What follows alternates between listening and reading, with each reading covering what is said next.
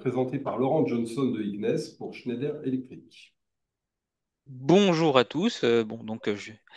Merci pour m'avoir présenté. Je vais gagner du temps. En général, là, ça va être une partie relativement courte. Là, on est typiquement dans, dans une nouveauté qui nous vient de la norme internationale et européenne, hein, donc qui introduit donc un nouveau type de différentiel et donc qui est déjà sur le marché depuis un certain temps, mais qui n'avait pas d'existence dans la NFC 1500. Donc ça, c'est un rajout au chapitre 531.3.3, hein, qui est le chapitre général de l'NFC 1500-1 qui traite des types et du choix du DDR. Et donc ce nouveau type F, vous allez voir, donc on va trouver un petit peu cette poupée russe en fait, hein, qu'on voit pour essayer de simplifier, qu'on voit sur le slide suivant. En fait, vous aviez le type AC que tout le monde connaît, hein, donc qui est le différentiel pour les courants différentiels purement sinusoïdaux. Donc ça, c'est des usages généraux, on va dire.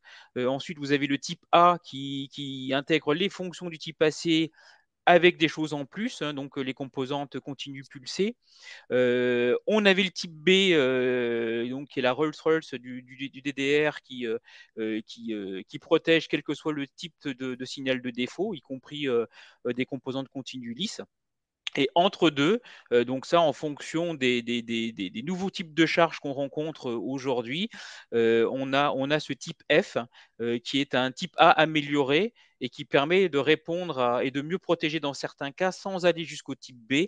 Et donc typiquement, on le destine pour certaines pompes de piscine, pour certains types de climatiseurs et pour certains types de pompes à chaleur. Donc les détails techniques, hein, vous les retrouverez donc dans la tirée 1 avec notamment l'annexe 53B qui vous donne un peu des schémas électriques et le type de protection qu'il faut associer. Nous, on a voulu rendre ça un petit peu plus lisible, hein, pour les installateurs, hein, donc au sein du syndicat IGNES, avec la création de ce qu'on appelle une fiche d'identité produit.